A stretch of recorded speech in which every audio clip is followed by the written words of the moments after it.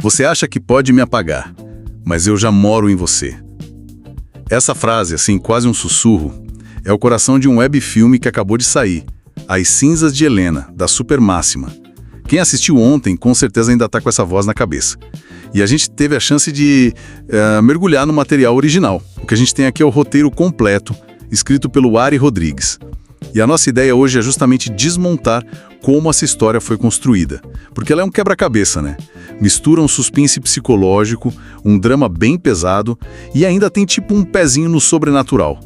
É a história da Helena, que é a atriz, e do Vitor, o diretor, que entram numa espiral de criação, de obsessão que, bom, as coisas saem muito do controle. Sabe, lendo esse roteiro, 3 coisas me saltaram aos olhos de cara, assim. 3 grandes pilares que sustentam tudo. O primeiro, e talvez o mais assustador, é essa relação quase caníbal entre a atriz e a personagem que ela está interpretando. Depois, a ideia do teatro como um lugar assombrado não por um fantasma qualquer, mas pela memória, pela culpa.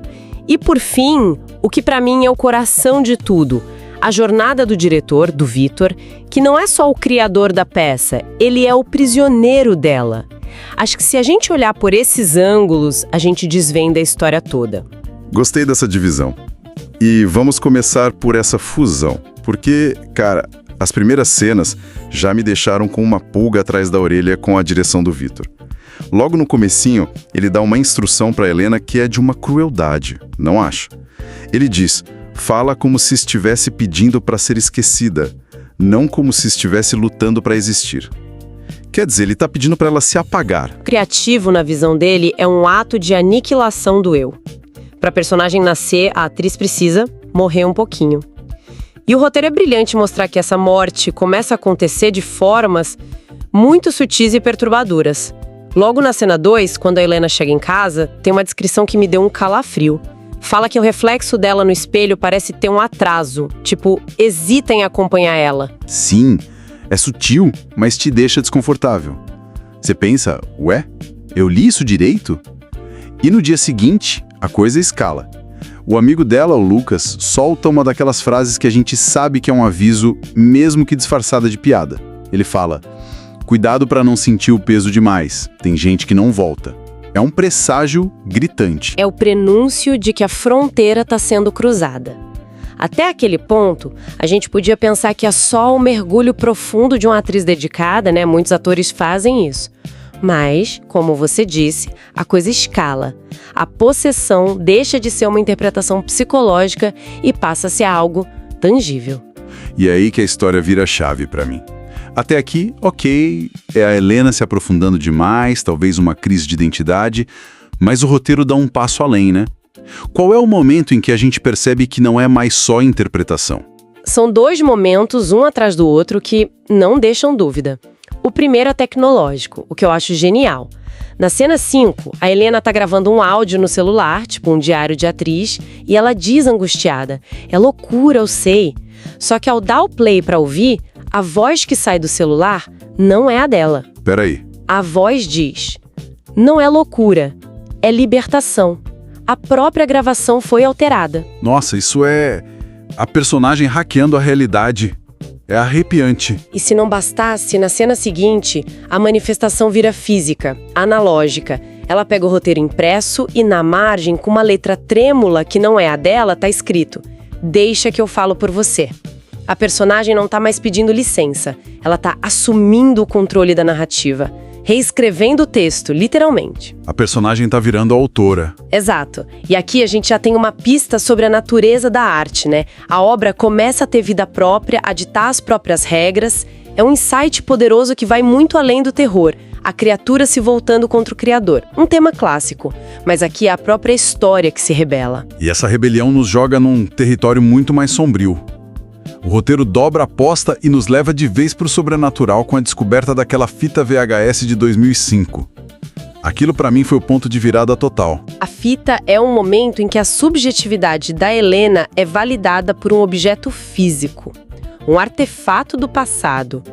O Vitor encontra essa fita empoeirada nos arquivos do teatro e quando ele bota para rodar... O que ele vê? O teste de elenco de uma outra atriz de quase 20 anos atrás. E a atriz no vídeo é idêntica à Helena atual. Idêntica. E recitando as mesmas falas, com a mesmíssima angústia. Qual foi sua reação ao ler essa cena? Porque para mim foi o primeiro arrepio de verdade a hora que a história muda de gênero na sua frente. Exatamente. Até ali podia ser tudo psicológico, coisa da cabeça da Helena ou uma manipulação do Vitor, mas a fita é uma prova física concreta. A realidade do Vitor começa a rachar ali. É um recurso de roteiro clássico, a descoberta do passado oculto, mas aqui é executado com uma eficácia tremenda porque responde uma pergunta e cria outras 10. Quem era aquela mulher? E a resposta é ainda mais perturbadora. Ele vai atrás e descobre recortes de jornal sobre uma atriz chamada Helena Sinclair, que morreu no incêndio misterioso em 2005, durante os ensaios da mesmíssima peça. O fascinante aqui é como o roteiro pega esse clichê do teatro mal-assombrado e o transforma em algo profundamente pessoal. Não é um fantasma genérico que assombra as coxias. É um fantasma com nome, rosto, história e, o mais importante, uma conexão direta com o Vitor. A assombração não é aleatória, ela é específica. O que nos leva àquela cena devastadora, a cena 14, quando a Helena Fantasma finalmente confronta ele. O cenário ao redor dele está queimado, em cinzas, e ela grita para ele: "Me diz, Vitor, quantas vezes você vai me queimar?" Essa frase é de uma força. Ela não pergunta o que aconteceu, ela pergunta quantas vezes você vai fazer isso. E essa fala é a chave de tudo, ela ressignifica a história inteira. Isso mostra que ele não é só uma vítima passiva de uma assombração. Ele é o catalisador. O catalisador. Ele que busca atrizes parecidas, quem usa o mesmo texto, quem reabre a mesma ferida. A assombração não é uma invasão, é um convite que ele faz repetidamente. Ele tá, na verdade, preso num loop que ele mesmo criou. Então, peraí. Se ele é o catalisador, isso muda tudo. Não estamos mais falando de um fantasma aleatório que busca vingança, mas de algo que ele mesmo atrai. Isso nos joga direto para o centro do problema, que é a culpa dele, certo? Perfeitamente. A história, no fundo, é menos sobre o fantasma da Helena Sinclair e mais sobre os fantasmas do próprio Vitor. A jornada dele é a espinha dorsal. E a motivação para esse ritual macabro de repetição fica explícita na cena 21, num momento de vulnerabilidade total. Ele tá sozinho no palco vazio e confessa: "Eu revivo isso porque é o único jeito de te ver de novo." Uau! Então o ciclo de terror é, na verdade, um mecanismo distorcido de luto. Ele não consegue deixá-la aí. Então ele a reconstrói, mesmo sabendo que o final vai ser trágico de novo. Ele prefere reviver a tragédia a viver com o esquecimento. Isso é terrivelmente triste. É a mais pura tragédia. A assombração não é uma punição externa. É uma ferramenta que ele mesmo criou para não esquecer. Ele tá mantendo a memória dela viva, mesmo que essa memória o destrua e destrua outras pessoas no processo. E para manter essa ilusão, a realidade dele precisa se desintegrar. E como se desintegra? O roteiro puxa o nosso tapete junto com ele. Na cena 18, um produtor encontra ele no teatro e diz algo que congela o sangue. O teatro está fechado há quase 20 anos, desde o incêndio, e não existe nenhuma atriz chamada Helena no elenco de peça nenhuma. E aí a gente perde o chão junto com ele. O que é real? Existe mesmo uma peça? Uma Helena nova? Ou tudo que a gente viu até agora foi uma encenação dentro da cabeça atormentada do Vitor? O roteiro nos deixa nesse limbo. É um golpe de mestre. E como a história resolve esse nó? Como ele pode sair desse ciclo se ele mesmo é o criador do ciclo? A resposta vem da própria Helena, ou da memória dela. Na cena 19, ela aparece e explica o propósito de tudo isso. Ela diz para ele: "Toda peça termina quando o público acredita que acabou. Mas o teu público é a tua culpa." Essa fala é genial. Ela não precisa de vingança, ela precisa de um final. Ela precisa que ele, o único espectador real dessa tragédia pessoal, finalmente aceite o fim da peça para que os dois possam ser livres. A cortina só pode cair quando ele permitir. Ele precisa perdoar a si mesmo para libertá-la. É a única saída. E isso nos leva direto ao clímax, ao ensaio final, que é uma das sequências mais bonitas e surreais que eu já li. É a catarse pura. O Vitor e a Helena original, o fantasma, encenam juntos no palco final da peça, que nunca aconteceu, enquanto chamas simbólicas, talvez projeções, começam a cercá-los. É a recriação do trauma, mas dessa vez para dar um novo significado. E a voz dela ecoa com um último pedido, que é quase uma súplica. Me promete que vai escrever outro final, onde a gente não precise morrer para existir. É sobre quebrar o padrão. Não é sobre apagar o que aconteceu, mas criar um novo desfecho para aquela memória. Exatamente. E o ato mais importante do Vitor acontece aqui. No passado, ele fugiu do fogo, tentou apagar e falhou. Desta vez, o roteiro descreve que ele o abraça. Ele não luta contra a dor ou a memória do fogo. Ele a aceita. Ele finalmente entende o que a voz de Helena diz na cena seguinte, uma frase que fecha o ciclo de dor.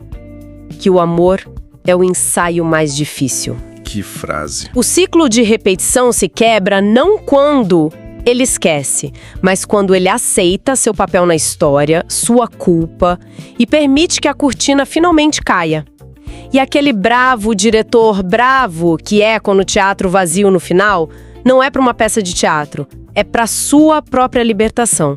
É a memória dele aplaudindo o fato de que ele finalmente conseguiu encerrar o espetáculo. Sabe, olhando para trás agora, depois de montar esse quebra-cabeça, o que mais fica para mim é essa exploração brilhante da linha tênue entre arte e vida. O roteiro mostra como a memória pode se tornar uma assombração literal, e como a culpa, se não for processada, nos força a repetir os mesmos atos. Como um ensaio infinito de uma peça da qual a gente não consegue sair do palco. E numa escala maior, a história questiona como nós lidamos com os nossos próprios traumas, com as narrativas que a gente cria sobre o nosso passado. Fica a pergunta no ar. Nós somos os diretores das nossas memórias, escolhendo o que encenar, o que iluminar e o que deixar na sombra? Ou somos só atores numa peça que já foi escrita por elas, condenados a repetir sempre as mesmas falas? É uma reflexão muito poderosa. E o roteiro ainda nos deixa com uma última provocação, um detalhe que pode passar despercebido. Ah, sim. O final que deixa aquela reticência no ar. O filme termina com o Vitor aparentemente livre, sentado na escadaria do teatro ao amanhecer, um novo começo. Mas como a gente descobre naquela cena com o produtor, o título da peça que ele ia dirigir, a peça que talvez só existisse na cabeça dele, continua sendo As Cinzas de Helena. Isso deixa uma pergunta para a gente levar para casa. Ao escrever um novo final para nossa dor, é realmente possível criar algo totalmente novo?